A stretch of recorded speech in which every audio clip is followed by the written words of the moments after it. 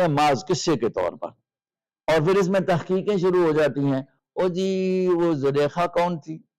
اور سننے والے چسکا لے کر سنتے ہیں، اور پھر حال یہ ہوتا ہے وقتی طور پر واہ واہ ہوتی ہے۔ وہ مشہور ہے، استاد فرماتے تھے راتی ساری مولوی صاحب بیان کرتا رہا کہ صبح پوچھنا ہے بندہ جی یہ زلیخا زنانی ہے کہ جنا ہے آخر، اور واقعات کیا بیان کی جا رہے ہیں۔ استاد کہتے تھے دیکھو مقرر جب اس کو بیان کرتا ہے نا، تو یوسف علیہ السلام کو کنویں میں ایک مولوی صاحب تقریر کر رہے تھے، اور انہوں نے کہا کہ دیکھو بھائیوں نے کنویں میں ڈالا اور ایسے کیا اور یہ کیا اور وہ کیا، ایسے کر رہے تھے یہ کر رہے تھے، تو نیچے سے کسی نے کہا حضرت جاؤ دیسنا لٹکایا کیوں پہ پہنچو دیسنا آکے نا۔ پھر انہوں نے کہا دیکھو جی واقعہ یہ بیان کر رہے ہیں، یعقوب علیہ السلام نے سب بیویوں کو جمع کیا اور بیویوں کو جمع کر کے کہا بتاؤ تم نے میرے یوسف کو کھایا ہے، یہ بھی واقعہ بنایا ہوا ہے۔ بیویوں نے کہا خدا دی قسم ہے اگر تواڈے بیٹے ہیں اساں نے کھادا ہوئے تے 14ویں صدی دی مولویاں وچوں اساں اللہ اٹھاوے،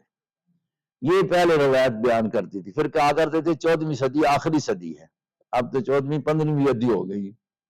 تو یہ ساری باتیں ایک علماء کو بدنام کرنے کے لیے کہ 11 نے آتا ہے 14ویں صدی دے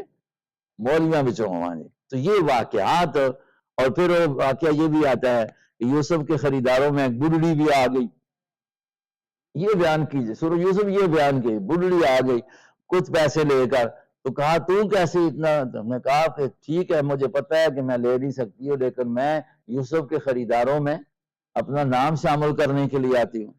تو یہ ٹھیک ٹھاک لوگ بیان کر رہے ہیں یار، جس وقت یوسف بک رہا تھا کسی کو پتا تھا کہ یہ وہ یوسف ہوگا؟ کسی کو کیا معلوم ہے کہ یہ اتنی قیمتی چیز ہے؟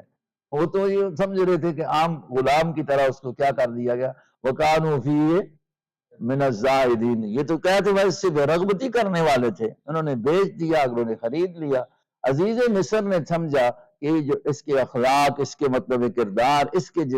بہت ساری چیزیں اس سے ظاہر ہو رہی ہیں کہ بڑا سمجھدار سا نظر آتا ہے، چلو اس کو اپنے پاس کیا کر دیا جائے، خرید کر رکھ لیا جائے۔ تو یہ تو باتیں تھی، اور اس قسم کے یوسف کو بیان کیا جا رہا ہے۔ جو سورت یوسف بتانا چاہتی ہے وہ یہ ہے کہ اصل یہ ہے کہ دیکھو کارسازی بھی صرف یعقوب کے پاس نہیں تھی، اللہ کی ذات کے پاس تھی، ورنہ ان کو ان پریشانیوں سے دوچار ہونا ہی نہ پڑتا۔ وَلَٰكِنَّ أَكْثَرَ